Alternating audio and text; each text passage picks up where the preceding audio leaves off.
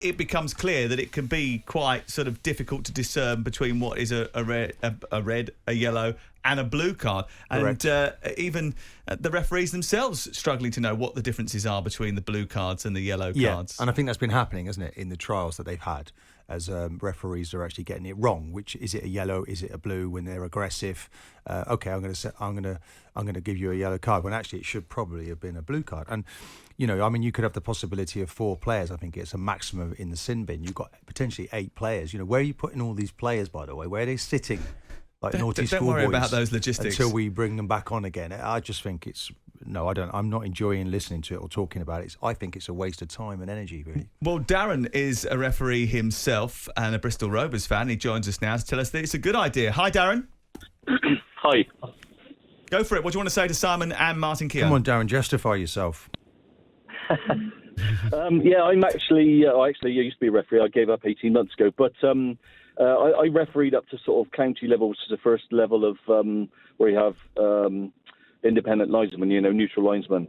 And I've used the sin bin, and I think it's a good idea, And a couple of people sort of touched on it's about enforcement, and Dermot, the ex-Premier League referee, mentioned about the fact that a grey area. Well, it's not a grey area if you know the laws of the game. At the end of the day, I can tell as a referee, and if I shouldn't be refereeing. I can tell if someone's done something when if someone's gone past them and you can obviously see they've took their heels just to bring them over to take one for the team, as they say. That is a straight blue card. 10 minutes. I mean, if you look at the England in the Euros against Italy in the final, when the Italian guy Chiellini virtually pulled the shirt off of Sacco. That would have been a straight blue. He'd have gone in the sin bin for 10 minutes, right?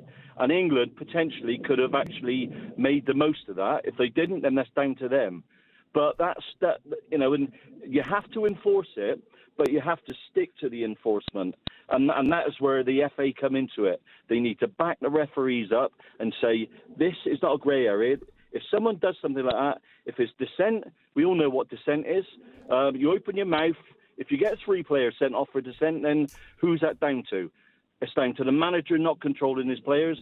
And if you enforce it for long enough, like they don't, then maybe it'll get drummed into these teams to say, if we don't keep our mouth shut, then we're going to be down to 10. Okay, Darren, you've told us the mechanics of it, but what's the benefit of it? Why is it a good thing? What has it done? Have you seen evidence of it improving the flow of the game? The behaviour amongst the players? Is there less dissent? Is there less of these fouls in the leagues that you've refereed because of these blue cards? Most definitely. I mean, it was when I refereed it. It wasn't a blue. It was a yellow, and it was a sin bin, 10-minute sin bin. And I've had 2 or 3 players off at one time. And all I do is mark that. I've got no neutral linesman. I mark down on my card to say what time they went off and what time, so I know from that when this player, this number 8, is due to come back on. So it's not hard to do, especially at the professional level, when you've got a 4th or 5th official. And I think it adds excitement to the game. If you've got 10 minutes and you're the attacking team, attacking with 11 players. Darren, you can make the most. Do you feel, though, this is down to interpretation, do you really feel the referees, top level, 60,000 people, 5-6 million watching back at home, are able to make the right call between a yellow and a blue? I think so, yeah. Are you sure? Because I'm not. Yep, definitely. Okay, let's move on to Simon, who's a Crystal Palace fan. He thinks it's a bad idea. Why? Yeah, good morning, Sam, Martin, Mr. Chairman. Morning.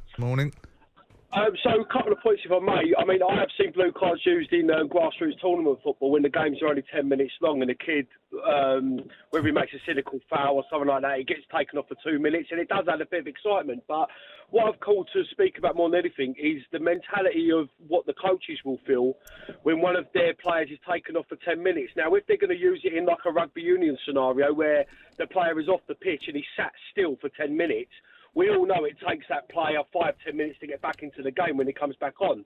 But what I feel, the Pep Guardiolas, the Klopps of the world, where the mechanics and the sports science is in with these players, they are not going to allow one of their players to come off the pitch for 10 minutes, sit still, and then bring that player back on when it is going to affect muscle injuries and things like that. So all they're going to do when a player is off the pitch, they're going to get another sub warmed up for 10 minutes, so that when that player comes back on the pitch, they sub him off immediately, because they are now not going to allow that player to get cold and his muscles will seize up and things like that, and then lose him for the next 3 or 4 games. They are allowed to warm up on the sidelines if they're in the sin bin. They're allowed to keep themselves ticking over. They're not in rugby league, Sam.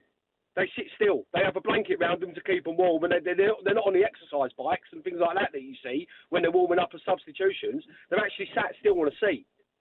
So what are these coaches going to do? Look at their players and go, all right, you just sit there and get cold in the hope that you don't get a muscle injury when you come back on. All that happen, it'll come on after 10 minutes and he'll be immediately subbed off the pitch. Okay, cheers, Simon. Thank you very much. Appreciate that. Tim is a Liverpool fan in Cumbria. We'll get to him in just a second. Hi, Tim. Oh, dear God. Listening to that referee talk about excitement when there's 8 players on the pitch. If he wants to watch 8 players, let him go down to his local park or watch 7-a-side football. Now, I'm not actually against a blue card, but it should be for the right reason. They've got it completely the wrong way round. Sin bins, absolutely not. Have a dedicated blue card simply for dissent. It's easy to operate. If you show dissent, you get a blue card. If you get a yellow card after that, if you get a second blue after that, you're off. We don't get into the difficulty about what is it, how does it relate to a yellow, and it will stamp out dissent. Because if a player gets a blue card for dissent, he's then worried about his next tackle if he's going to get a yellow. So he's thinking about everything, really. And you can't treat a blue as more serious than a yellow, because sticks and stones may break your bones, names will never hurt you. You cannot have a blue more serious than a yellow, which can cause a serious injury to a player. So, like Simon, I'm not against change in football. Change is good. But just get the change the right way round. Making blue more serious than yellow is a nonsense. Okay. I don't want to see 8 people against 8. Jim White and Simon Jordan. Monday to Friday mornings from 10 on AM, on DAB, via the talkSPORT app and on your smart speaker. talkSPORT.